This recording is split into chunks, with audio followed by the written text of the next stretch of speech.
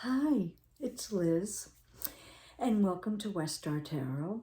And today I am doing part one of decks I'd like to explore in 2025. And the reason it's part one is because I have two ideas about decks I want to use. And I'm not sure which one I'm going to settle on, maybe both. You know, you never know until these things unfold. But for now, here's part one. So this idea came to me in the middle of the night. You know, I was having one of those kind of can't go to sleep or wake up and can't fall back asleep moments, and this idea just came to me. So the idea is, I'm in a group, and we've been doing some kind of self-care, social activism, spiritual work. And the group decided that in 2025, we're going to start doing some ancestral work. So I started thinking about that. And of course, I always, as one year ends and another begins, and not the wheel of the year, but the Gregorian year. I mean, in both, but particularly the Gregorian calendar. I start to think about, well, what decks would I like to explore next year? And oftentimes they're decks that either are new to me or that I haven't used in a while, that have been overlooked somehow, or that are just calling to me. So it's usually sort of a random collection of that nature. But I decided, because of a number of reasons, I thought, you know, maybe I should go through my deck collection and pull out decks that are Celtic in nature. And that way I can be exploring decks that relate to my ancestry, because my paternal grandparents were from Scotland, and my mother's father's side of the family were from England. So I have UK roots, and the Scottish part, definitely Celtic roots. I've been back to the town that my grandparents are from, so I know that to be true. So anyway, that being said, I started to think about the decks that I have that are Celtic in nature, and it turns out that there's quite a few. So I'm not sure if there's necessarily any order. I have almost equally split, 7 and 5 actually, not 6 and 6, of Oracle to Tarot. So I thought I would start with, I was going to say my most recent, but it really isn't. It's the second most recent. Anyway, it's Call of the Morrigan. And it's a 45 card deck and guidebook. The art by Naomi Carnock. And Naomi also did, I just have this on my altar, this deck, the Old World Magic deck. And I use that oracle quite a bit this year. But anyway, you can see it is the same art style. Here we see the Call of the Morrigan, and I'm sorry, the actual conception of the idea and the guidebook are Stephanie Woodfield and Karen Storminger. I'm going to do this way because these cards are new and they're kind of stuck together. I've only used this deck a couple of times. I've probably had it a month or so, maybe not even a month. And I got it just before I started a project using the same deck for 25 days. So I haven't had a whole lot of time to work with this deck. So I would like to, and that's my plan. I feel like it's, you know, Celtic in nature. And so this is one of the decks I hope to work with and explore next year, 2025. Oh, look at this one. This deck, I mean, it won't surprise you because it is to help you work with the Morrigan, is not for the faint of heart. Let me just say. All right, so this is actually the newest deck. I just got it maybe a week or so ago, and I have not really, I just kind of looked at the guidebook a little bit. It's quite thorough, and look at the font. It's really little. So what is it? How many pages is it?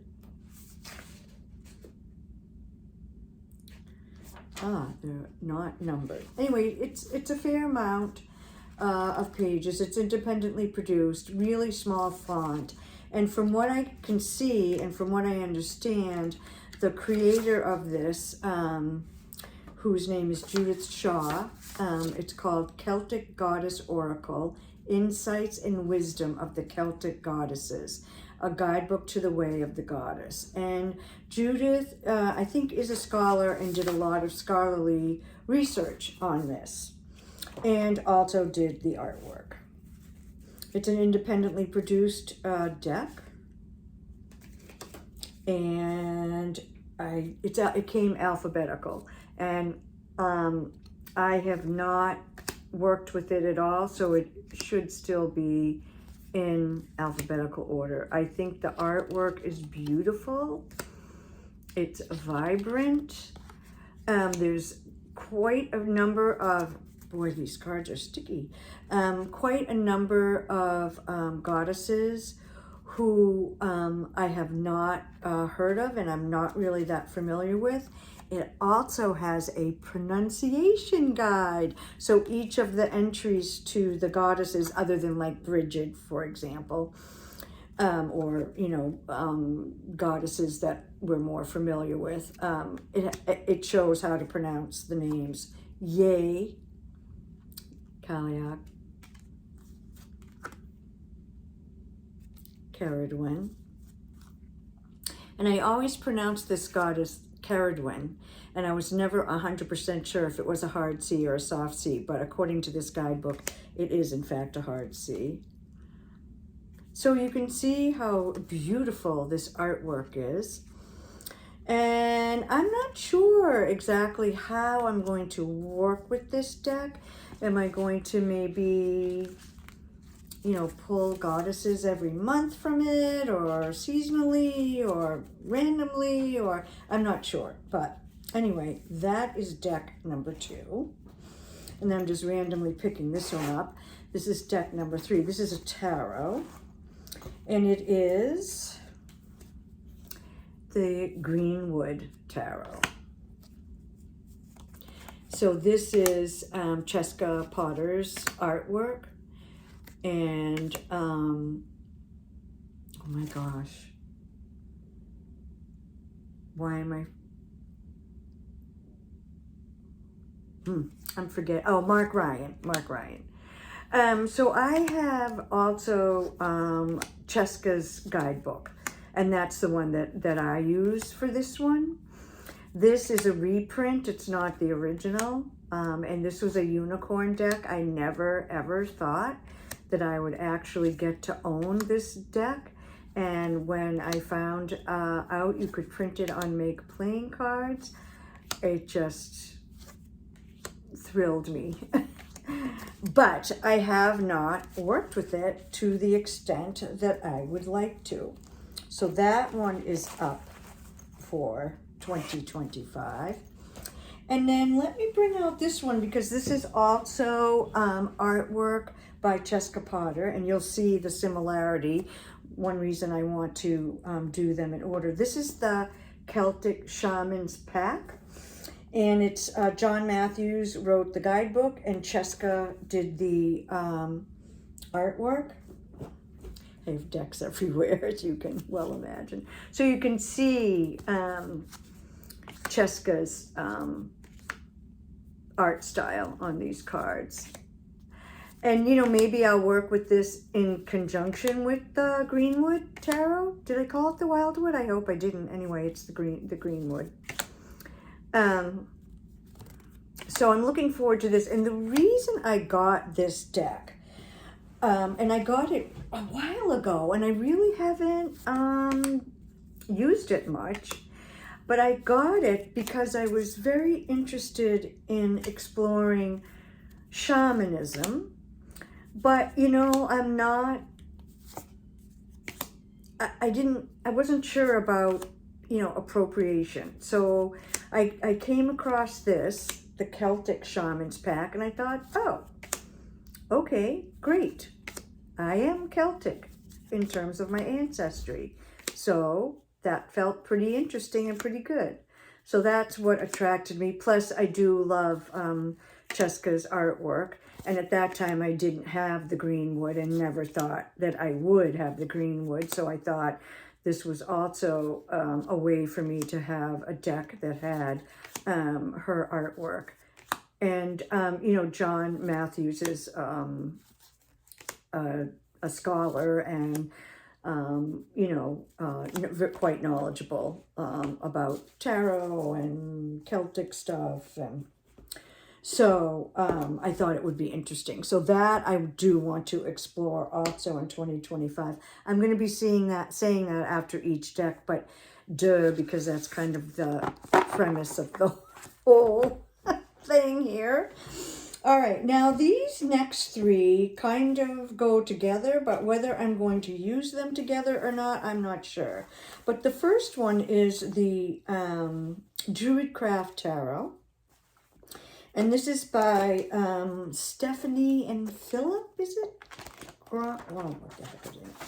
Philip and Stephanie Carr-Grom, and it's a Will Worthington illustration.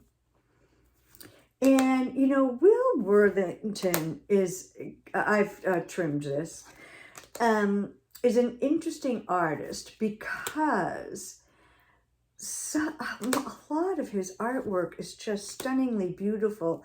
But every once in a while, he'll do a person that I just think the person looks weird. I don't know.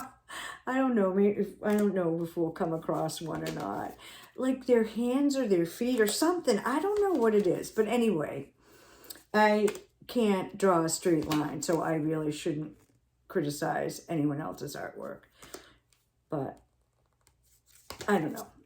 Anyway, this is the Druidcraft Tarot, and I've had this for many, many years. And I, when I first got it, used it a lot, but have not used it recently. So I'm thinking this is another one I would like to explore in 2025.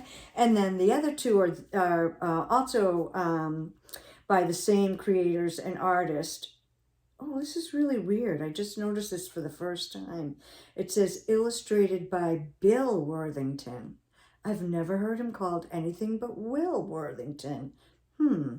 Anyway, it's Philip and Stephanie Carr-Grom and Will Worthington.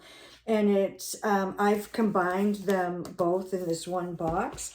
It's the Druid Animal Oracle deck and the Druid Plant Oracle. So these, I mean, this artwork is stunning, I think. And this is Will Worthington. I don't know, do I have the, oh, I don't have them combined. So let me,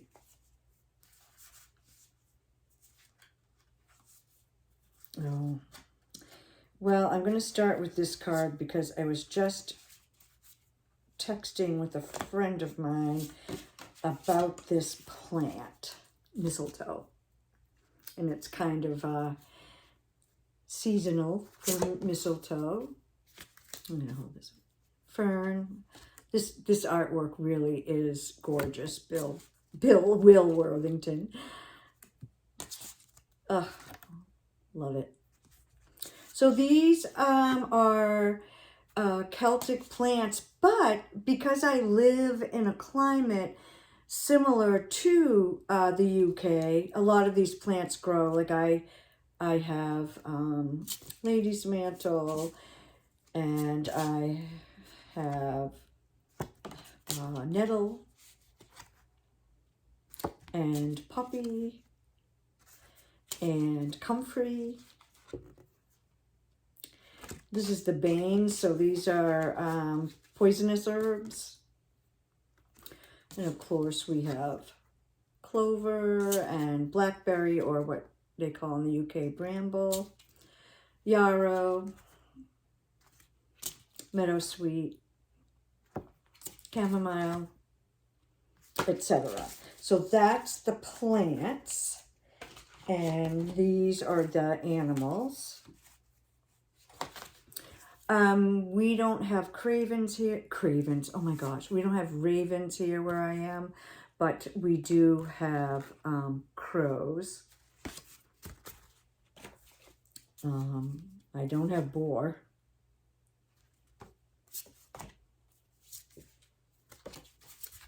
Adder. Hawk. This illustrations. Look at the claw on this bear. These are beautiful. Looks like a Highland cow. Wolf.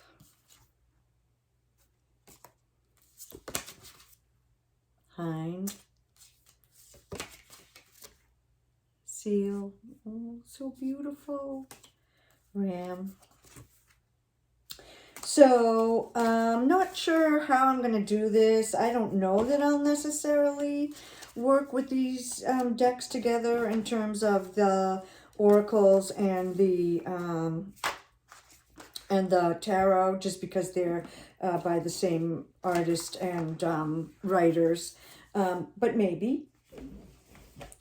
All right, I'm kind of on a Will Worthington roll here, so I thought I would also pull out the Wildwood. And this is another one that in the past I've worked with quite a lot, but have not recently. And I trimmed this. I think I have the majors in the front because I was doing a project with majors. So this is, again, Will Worthington's beautiful artwork. Like I want to get one of the people that I find weird, but that's not gonna, oh, look at that. Oh my gosh, this deck is lovely. Beautiful, beautiful, beautiful. I love that.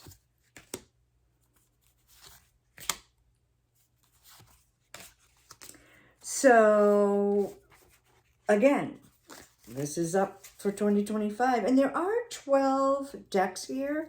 So I was thinking that could equate to one a month. So maybe that's what I'll end up doing. I haven't really gotten that far yet.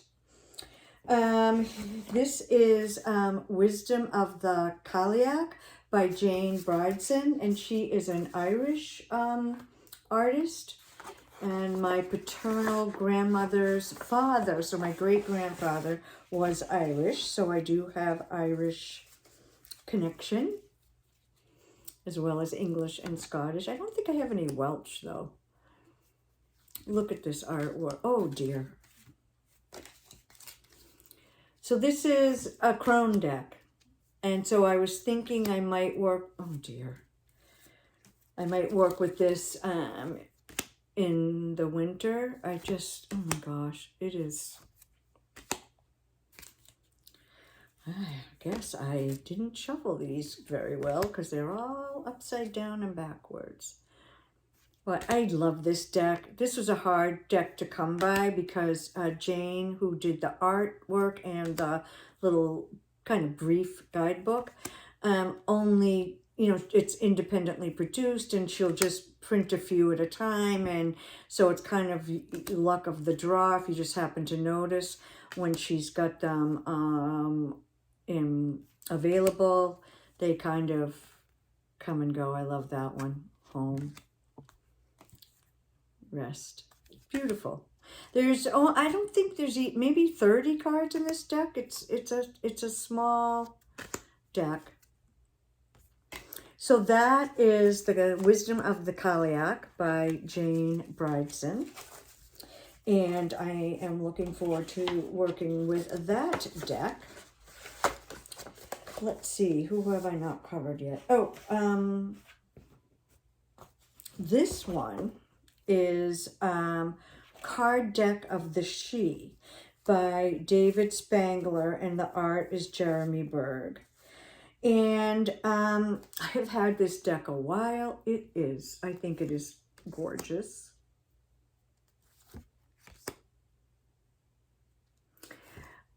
And the guidebook is quite chunky.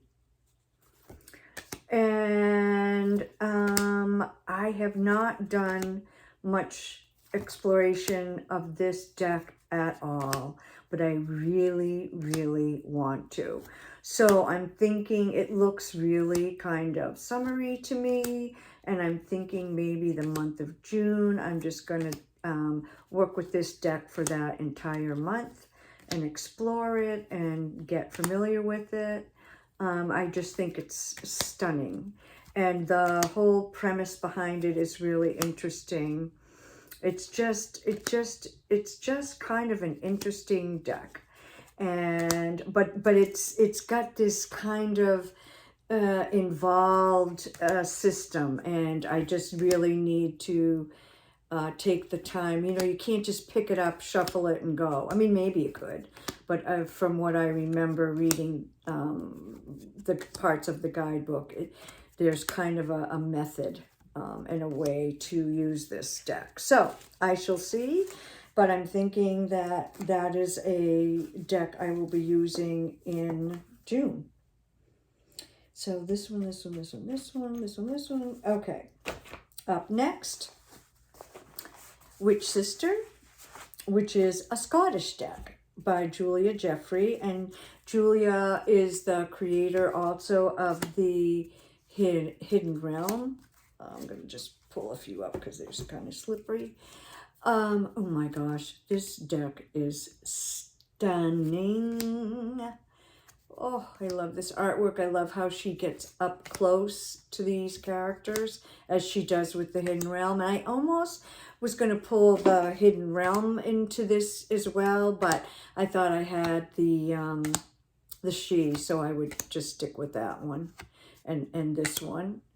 So this is a deck I got a while ago, and I followed Julia on Instagram and watched the development of this deck, and couldn't wait for it to be released. And I have done a little bit of work with it, but I definitely want to explore this deck more. It explores Scottish mythological characters. Sorry, I dropped a card or two.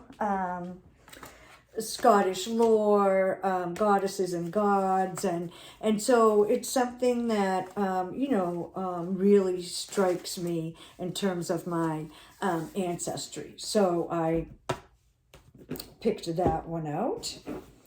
Let's see who's left. Okay, I think there's just 2 left. So this one isn't really Celtic, but there's something about it that I feel like it has a Celtic influence, let me just say that. And this is the Witch's Wisdom Tarot by Phyllis Carrot, and the art is by Danielle Barlow.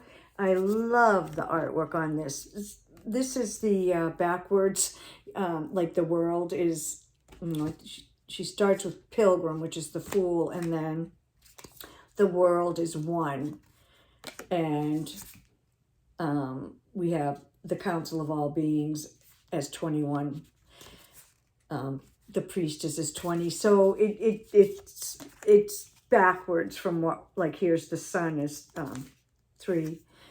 But you know, some people didn't really like that. It doesn't faze me in the least. It's like, well, that's just how this deck operates. Really, really love this deck. I've had some amazing readings from it. And like I said, it's kind of Celtic adjacent or Celtic influenced. It isn't specifically a Celtic deck. It's more of an elemental deck. But I just thought I wanted to have kind of close to half tarot, half oracle. And I love this deck, and I thought it would fit in nicely. So I decided to, oh, I love that, Embers. I thought I would include it in this pack of decks. So that is Witch's Wisdom. And then finally, this is the only Welsh deck that I have in here, and it's called the Avalon Oracle, and it is by Jaina Telendrew, and that she is the creator or the author, and then it's illustrated by Emily Brunner. I love this. I've had this for ages, and I have used it quite a bit. But I'm kind of looking forward. I'm holding it off like this because it's one of those shiny shiffers. Oh, let's see. Oh, I just, look at that. Oh, I love this deck. I love the artwork. So we have, it's, of course, based on the Avalonian myths. And it's got Welsh goddesses, it has herbs, moon phases, and like aspects of Avalon. So let's see, here we have Calling the Barge. I mean, the art is stunning. This is Moon of Revelation, and we can see there's Nettle. So there's, and this is Bronwyn. So the different goddesses, Rhiannon, Emissary. So these are, you know, like I said, aspects of the Avalonian myth. Parting the Mists.